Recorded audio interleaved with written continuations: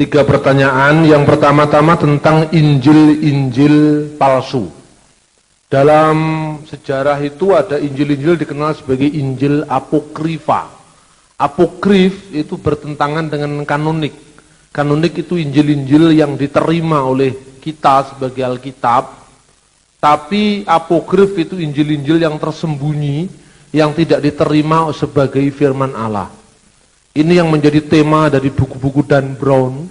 Katanya Konsili Nikea ini memutuskan Injil mana yang diterima, Injil mana yang ditolak. Seolah-olah tidak ada kriteria historis, pokoknya yang disukai gereja, yang cocok-cocok dengan selera gereja diterima, yang tidak cocok dibuang. Ini sepenuhnya salah. Konsili tidak pernah secara serampangan menetapkan kanon kitab suci. Saya sudah sering menyampaikan ini pada forum Alfa Omega, tapi saya ulang, tapi tentu tidak seluas apa yang bisa saya sampaikan. Yang pertama-tama, keempat Injil ini semuanya berasal dari abad pertama Masehi. Injil Markus ditulis kira-kira tahun 58 sampai tahun 60. Injil Lukas kira-kira ditulis pada tahun 75 sampai tahun 80. Injil Matius kira-kira ditulis pada tahun 65 sampai tahun 70. Dan Injil Yohanes ditulis kira-kira tahun 85 sampai tahun 90. Sementara kitab-kitab yang namanya kitab apokrif termasuk Injil Yakobus, Injil Yudas, Injil Thomas, Injil Bartolomeus, Injil orang-orang Mesir, Injil Markion, Injil orang-orang Ibrani, itu paling tua ditemukan sekitar tahun 150 Masehi. Contohnya Injil Yudas, itu ditulis kira-kira tahun 160-an. Sehingga ketika Bapak Gereja yang bernama Irenaeus menolak keberadaan Injil Yudas, maka Injil Yudas ada sebelum Irenaeus. Injil Yudas ditulis itu abad kedua. Dan Injil Yudas itu menulis hal-hal yang sebenarnya tidak jelas, bukan Yahudi misalnya. Aku tahu engkau ya guru, engkau berada di alam yang tidak pernah mati, yaitu di alam Barbelo. Apa Barbelo itu? Tanya orang Yahudi di seluruh dunia, enggak ono sih ngerti Barbelo. Barbelo itu bahasa Mesir atau bahasa apa? Enggak jelas.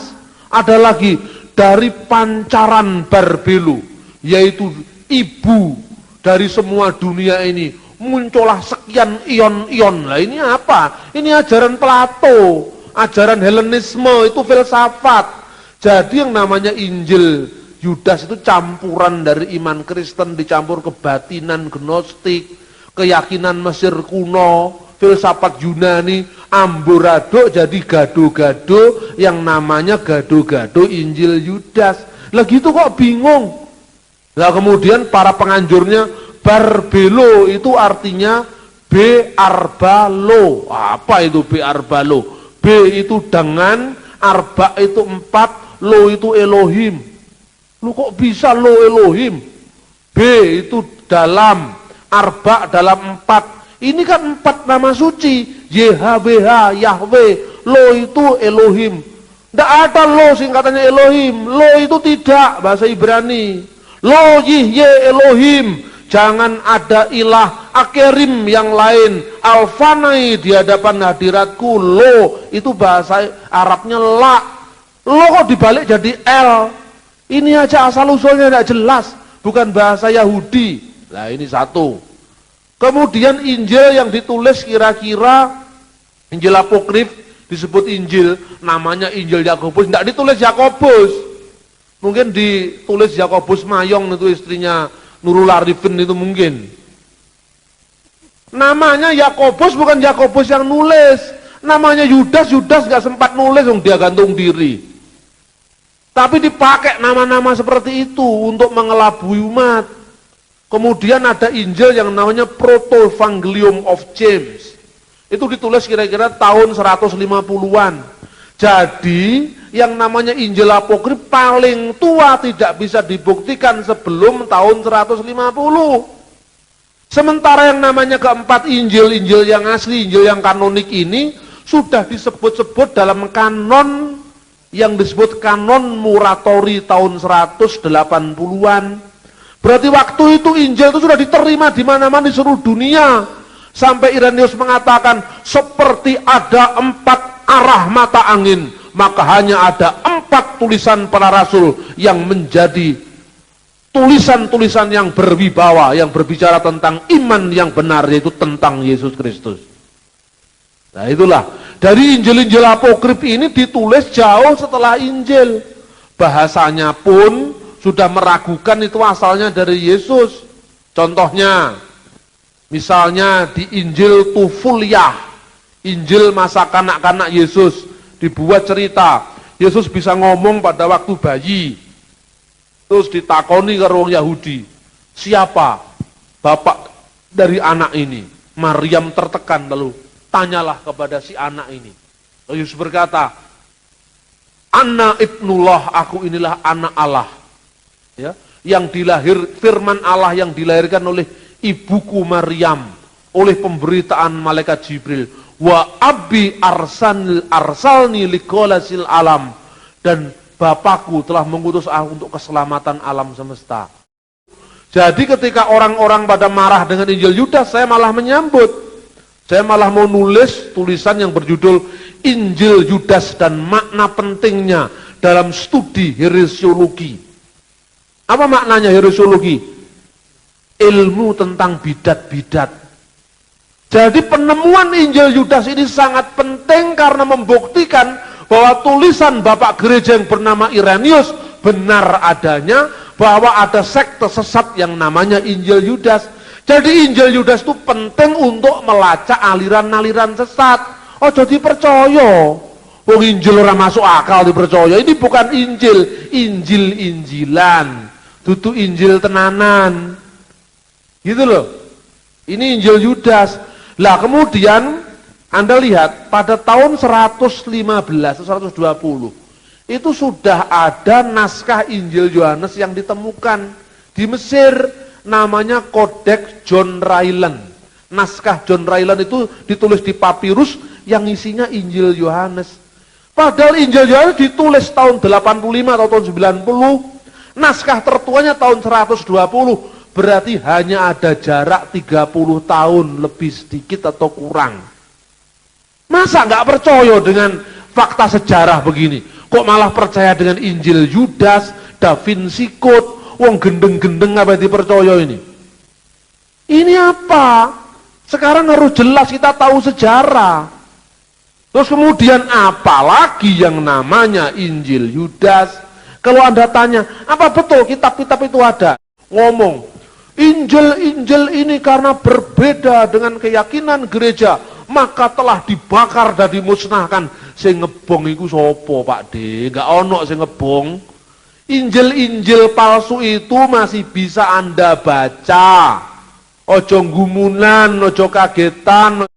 Injil-injil itu masih Anda bisa baca. Salah satu kumpulan dari Injil-injil apokrif, kitab-kitab palsu itu ditulis oleh M.R. James dalam bukunya yang berjudul The Apocryphal New Testament. Itu lengkap ada di sana. Kok dibakar? Yang bakar siapa? Kalau di Kristen tidak pernah ada pembakaran kitab. Tidak pernah ada itu. Saya tegaskan. Karena sampai hari ini masih ada naskahnya. Nah, soal Injil Barnabas, saya pernah nulis itu bukunya. Setelah akhir Injil Barnabas, Anda bisa baca buku saya langsung. Ada di Gramedia. Terakhir ini saya sedang merevisi naskah Injil Barnabas itu karena saya mendapatkan naskah Itali yang dijadikan dasar munculnya cerita bahwa Yesus telah membawa Barnabas telah menulis Injil ini, dan cerita tentang penemuan Injil Barnabas di perpustakaan Paus Sixtus kelima. Inilah yang saya temukan di perpustakaan Dominikan Abbasiyah Kairo. Ketika tahun lalu saya masih kuliah di sana. Salah satu hasil penemuan Abbasiyah ini ada di buku saya ini. Anda semua juga bisa membaca, tapi soal Injil Barnabas, Anda bisa membaca tulisan saya yang sudah beredar dan tunggu edisi revisinya, yang saya perlengkapi dengan data-data yang baru. Injil Barnabas kok dianggap asli itu tambah tidak masuk akal lagi. Di dalam Injil Barnabas dikatakan pasal pertama, Bahasanya Itali, bunyinya begini. Vero Evangelio Barnaba di Yeso Nasareto Ciamalo Cristo. Itu dalam bahasa Itali. Vero Evangelio, Injil yang benar, berarti enggak bener ini. Kalau ngomong aku sing paling bener ini mesti enggak bener ini. Barnaba dari Barnabas, murid apostolo, rasul di Yesus dari Yesus, Nasareto orang Nasaret, Ciamalo Kristo yang disebut Kristus. Ini dalam pasal pendahuluan. Pasal 96 mengatakan, demi Allah yang jiwaku ada dalam genggam tangannya, aku bukanlah Mesias. Jadi Injil Barnabas ngomong, Yesus itu gelarnya Kristus tapi bukan Mesias. Ini lelucon terbesar di abad ini. Kalau Barnabas orang Yahudi, muridnya Yesus, mosok gak ngerti lek Mesias itu bahasa Ibrani, Mesias, Kristus itu bahasa Yunani. Kebangetan. Itu sama kalau orang ngaku muridnya Ronggo Warsito, tapi ngomong, ingkang sinuwun boten remen dahar ayam, nanging remen chicken. Nah, waduh karo itu, chicken itu ayam lek, ngawur ae. Diakui Yesus itu Kristus tapi bukan Mesias. Ini kan jelas-jelas bukan orang Yahudi yang nulis. Lu gitu kok dipercaya? Sing percaya goblok. Ini masalahnya. Itu paling gampang kalau ngomong dengan saya itu sudah. Yang kedua, from Nazareth, Jesus went up to Kapernaum. Lah ini ngawur lagi. Kapernaum itu kota pesisir, letaknya di Danau Galilea. Masuk Nazaret itu kota dataran tinggi, gunung-gunung. Went up to Kapernaum, mestinya went down to Kapernaum. Berarti yang nulis bukan orang Israel, tapi orang Itali. Jelas toh? Lu yang gini kok dipercaya? Kan kebangetan sing percaya yuk. Ini ya sudah, dua aja cukup, saya kira Anda bisa membaca tulisan saya selanjutnya. Pertentangan-pertentangan dalam Alkitab loh, pertentangan itu bukan pertentangan mas, itu karena perbedaan pola penulisan, perbedaan teks, perbedaan pola terjemahan. Lah untuk itu perlu Anda mengundang lembaga Alkitab, sekali-kali seperti yang dulu pernah saya undang dari lembaga Alkitab di Hotel Mirama beberapa tahun yang lalu. Loh kok bisa Pak? Saya baca ini Living Bible, bunyinya begini. Saya baca Today English Version bunyinya, atau bahasa Indonesia sehari-hari sama dengan Today English Version bunyinya, dari bangsa mereka sendiri seorang nabi akan bangkit. Kok di terjemahan Lai 74 dan terjemahan King James, di tengah seorang nabi di tengah-tengahmu dari antara saudaramu. Wah ini pemalsuan. Jangan baca terjemahannya. Waconen teks asli nih. Teks asli ini podo Pak, bunyinya Nebi Mikerepka Meateka. Kamu nih yang seperti aku ini ndak beda. Mikerepka di tengah-tengahmu. Tegese apa? Di tengah-tengahi wong Israel. Tapi Israel ini gak siji mas, Israel jumlahi 12. Israel ono Lewi, Yehuda, Naftali, Isakar. Lah, di tengah-tengahmu, di tengah-tengahnya umat Israel. Di antara saudaramu, di antara ke-12 suku Israel. Jadi sama saja kalau di tengah-tengah bangsa Israel sendiri, yang satunya metode terjemahan harafiah, di tengah-tengahmu, di antara saudaramu, satunya terjemahan fungsional, inilah terjemahan bahasa Indonesia sehari-hari, satunya terjemahan baru gitu loh. Jadi kalau pembacaan kitabnya jelas, misalnya saya kutip tadi ulangan 18-15 clear semuanya. Tapi kalau memang kita tidak tahu ya bisa diombang-ambingkan. Pertanyaan kedua soal Khadijah. Ini terus terang bacaan Anda masih tidak lepas dari sumber Islam.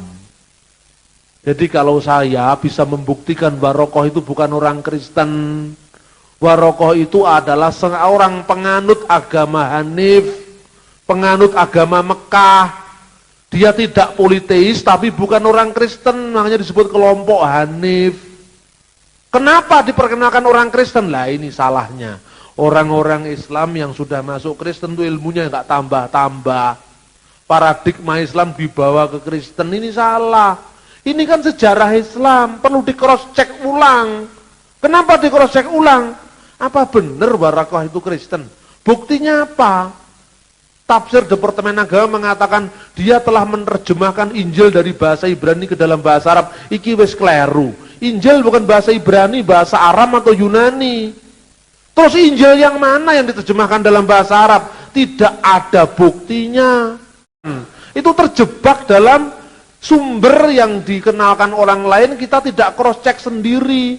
Ini salah satu kelemahannya orang-orang Islam yang sudah jadi Kristen, ilmunya tidak tambah-tambah, taunya Arab, banyak Arabia Selatan, makanya dewa bulan, dewa air itu Arabia Selatan. Arab itu bukan hanya Arab Saudi, Mas.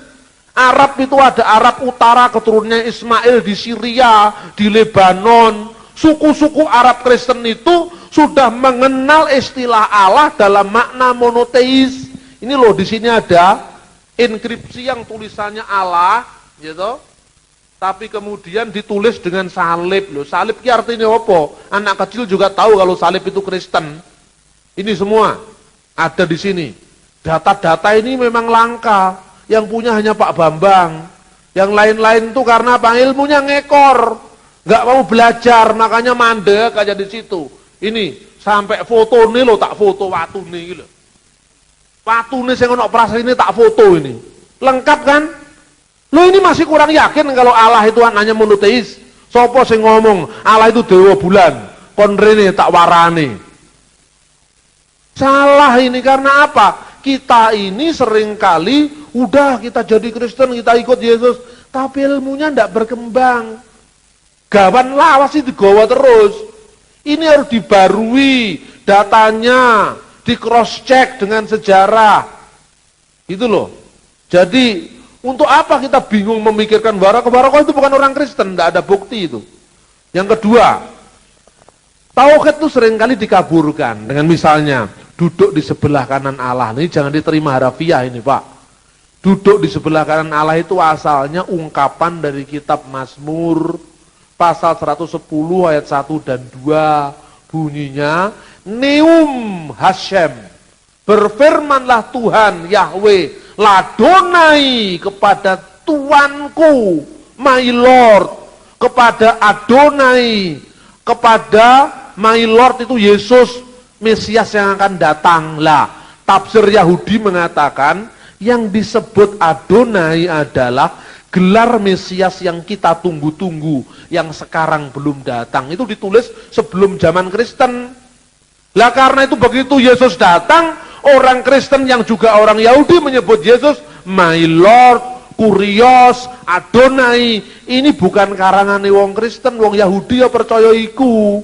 Mazmur. Lalu apa firmannya? Sifli yemini, duduklah kamu di sebelah kananku.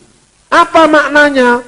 Bait Allah itu ngadep ngetan. Kalau Anda baca pelajaran tabernakel ini, yang dari gereja tabernakel, menghadap ke timur bait Allah itu. Karena lambangnya zaman dulu, timur itu Taman Firdaus, Khedem.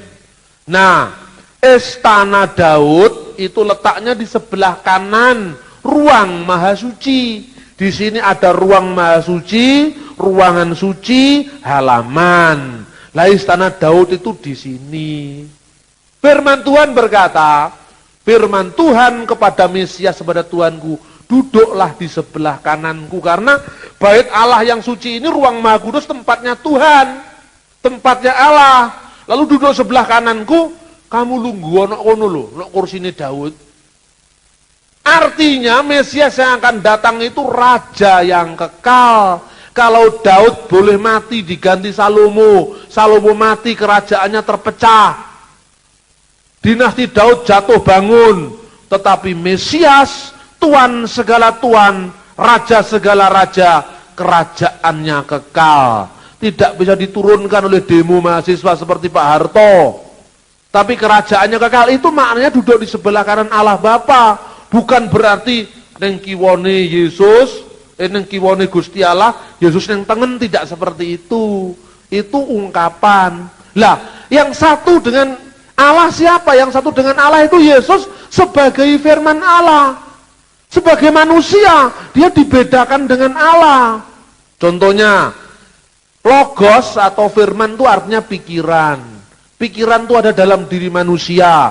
Pikiran saya tulis jadi buku ini, The History of Allah ini.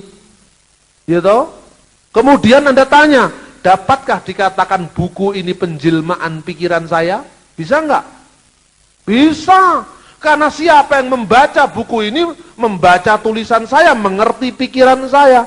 Dan pertanyaannya, pikiran saya ada di mana? Di sini, dalam diri saya. Sekaligus juga di sini. Karena ketika orang membaca ini tahu pikiran saya, dan pikiran saya adalah saya. Kertasnya saya apa bukan? Bukan.